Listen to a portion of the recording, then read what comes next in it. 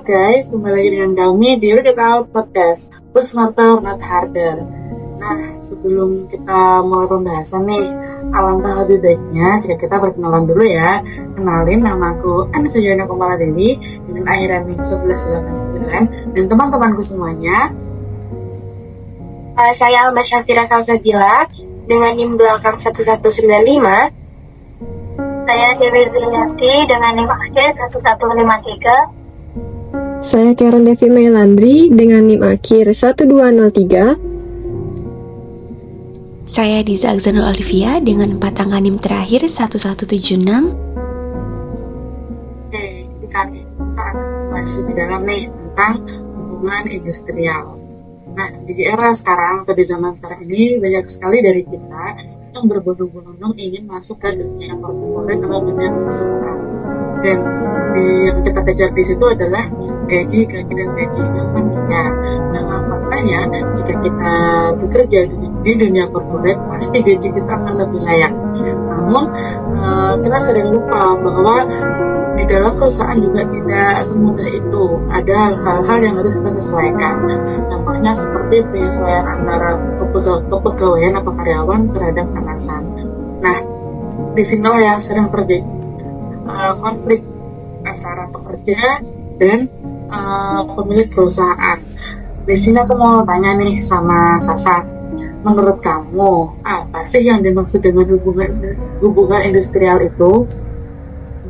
Kalau untuk menurut aku pribadi, sebenarnya hubungan industrial itu bisa dijelaskan secara sederhana, Nisa. Jadi, hubungan industrial itu adalah hubungan antara pekerja, pengusaha, dan juga pemerintah dalam dunia kerja. Jadi, ini mencakup semua aspek yang terkait dengan ketenagakerjaan, mulai dari perekrutan, gaji, dan kondisi kerja sampai penyelesaian konflik. Jadi ini itu adalah sistem yang kompleks yang mengatur bagaimana pekerja, pengusaha, dan pemerintah itu berinteraksi. Nah, menarik banget nih, ada ikut campur pemerintah. Lalu apa sih kontribusi pemerintah terhadap perusahaan ini? Kontribusi pemerintah itu sendiri adalah sebagai penyeimbang. Jadi tanpa pemerintah, hubungan antara pekerja dan pengusaha itu bisa jadi timpang dan tidak balance gitu, Anissa. Jadi, pemerintah memastikan bahwa hak-hak pekerja itu dilindungi dan perusahaan juga bisa berjalan dengan baik dan efisien seperti itu. Kalau dipikir-pikir hubungan industrial ini sebenarnya nggak pernah benar-benar statis ya. Iya, betul banget, Deo. Jadi hubungan industrial itu berkembang terus, bisa dipengaruhi kondisi ekonomi, budaya, bahkan sosial. Misalnya nih, di era digital sekarang, banyak pekerjaan yang berubah karena teknologi. Jadi hubungan industrial itu juga harus adaptif. Berarti di negara yang berbeda itu bisa aja konsepnya juga beda gitu ya?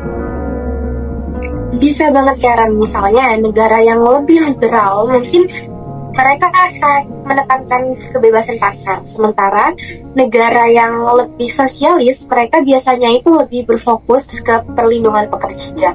Jadi hubungan industrial itu sangat dipengaruhi oleh konteks negara dan juga budayanya. Oke, menarik banget nih penjelasan dari kalian semua. Lalu di dalam hubungan itu pasti tidak selalu harmonis ya kan? Lalu bagaimana cara kalian mengatasi hal-hal tersebut? Menurut aku nggak selalu harmonis karena ada perbedaan kepentingan. Contohnya pekerja ingin kesejahteraan, sementara perusahaan itu menginginkan efisiensi. Jadi potensi konflik itu selalu ada. Tapi menurut aku itulah yang membuat hubungan industrial jadi dinamis dan terus berkembang. Nah, makanya ini kita perlu sistem yang bisa menjaga keseimbangan. Oke, aku mau tanya nih sama Dewi. Kalau memang hubungan itu sangat kompleks, lalu pasti ada kan alat atau sarana yang dapat membantu hubungan ini agar tetap berjalan baik. Menurut kamu bagaimana? Iya benar. Kalau hubungan industrial itu nggak bisa berjalan sendiri, tapi harus didukung oleh beberapa sarana yang penting.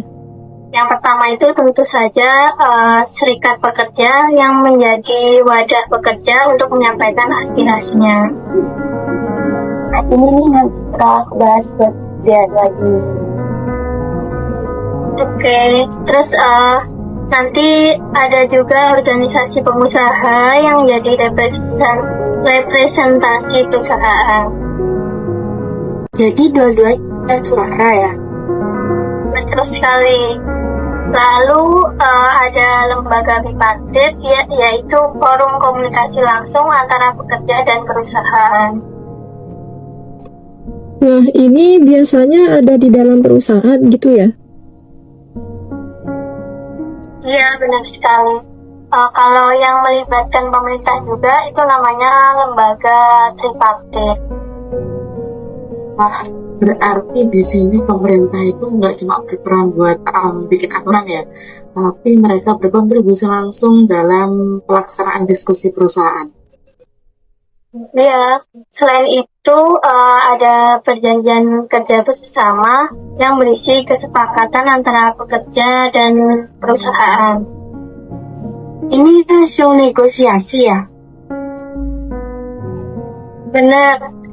Terus ada juga peraturan ketenaga kerjaan dan lembaga penyelesaian perselisihan.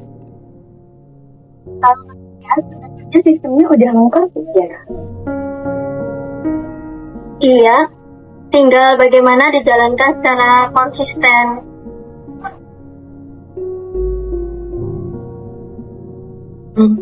Oke, jadi kali ini kita akan membahas ke part yang sering menjadi sorotan, yaitu tentang serikat pekerja. Sebenarnya seberapa penting sih dengan adanya serikat pekerja ini menurut kalian?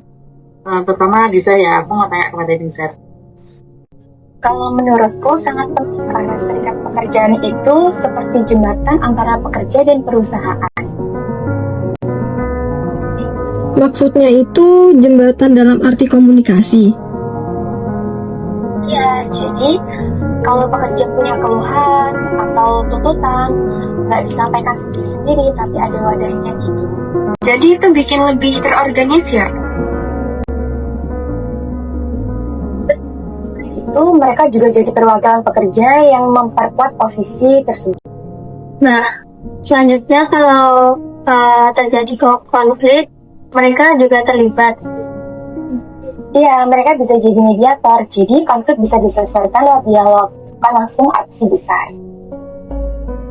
Oke, berarti perannya cukup besar ya dalam hal ini. Bagaimana sih caranya mencegah agar konflik ini tidak semakin membesar atau semakin menyebar? Betul, selain itu mereka juga melindungi hak pekerja seperti gaji, jaminan sosial, dan kondisi kerja. Dan secara tidak langsung mereka itu juga bakal meningkatkan kesejahteraan bagi para pekerja. Iya, karena mereka lewat legalisasi. Oke, aku tertarik sama penjelasannya Karen nih. Tadi kan kamu menyinggung tentang negosiasi tuh. Boleh tolong dijelaskan nggak lebih detailnya negosiasi itu gimana sih? Nah, oke Anissa, jadi perundingan kolektif itu adalah proses negosiasi formal bagi para pekerja dan juga perusahaan. Nah, tahap pertamanya itu persiapan, terus kedua itu pihaknya akan mengumpulkan data, kemudian menyusun strategi. Jadi misalnya pekerja survei kebutuhan gaji, Karen. Iya, Sasa. Sementara perusahaan lihat kondisi keuangan mereka. Lalu tahap berikutnya bagaimana? Nah, abis itu bakal masuk ke pembukaan, di mana tuntutan itu bisa disampaikan. Setelah itu baru dilakukan negosiasi. Yang datanya apa? Bisa banget, karena ada tarik ulur kepentingan. Dari hal yang kalian jelaskan itu, tapi tetap kan tujuan mereka tuh mencari titik tengah dari permasalahan. Iya, kalau udah sepakat itu nanti pasti bakal masuk ke tahap penyelesaian, terus dijalankan di tahap pelaksanaan. Terakhir nih kita bahas soal konflik ya. karena konflik ini pasti terjadi dan mungkin kemungkinannya besar bakal terjadi dalam proses ini. Lalu bagaimana deh cara menyelesaikannya? Langsung ke pengadilan itu nggak sih? Itu bisa gitu, pasti ada proses-prosesnya dong. Selanjutnya kalau gagal gimana? Bisa lanjut ke mediasi atau yang biasanya kita lakukan adalah mencari pihak ketiga atau pihak netral. Akan ada konsiliasi juga ya?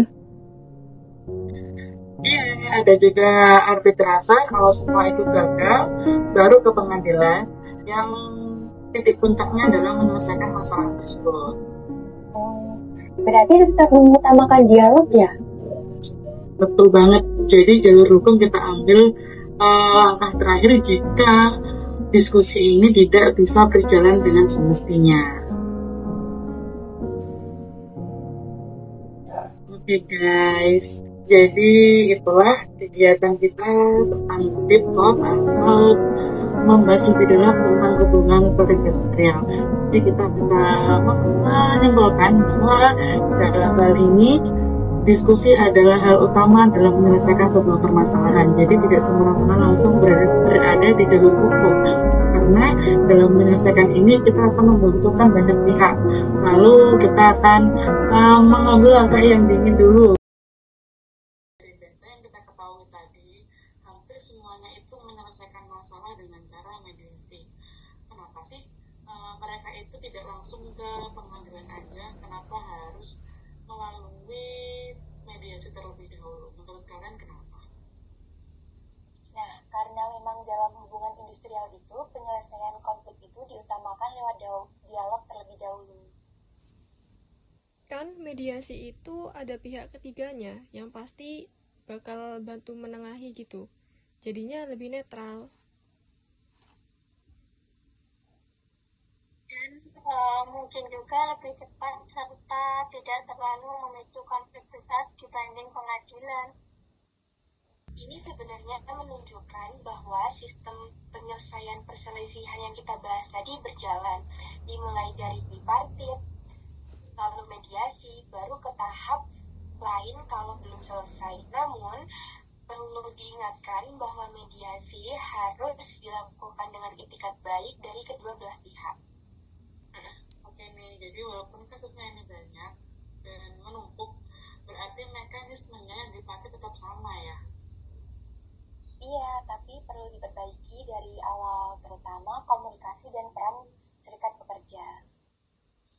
Oke nih, kalau aku mau tanya ke kalian, nggak cuma tanya sih, aku mau sekalian minta saran dan pendapat dari kalian. Gimana sih caranya biar kasus PHK ini nggak terlalu tinggi?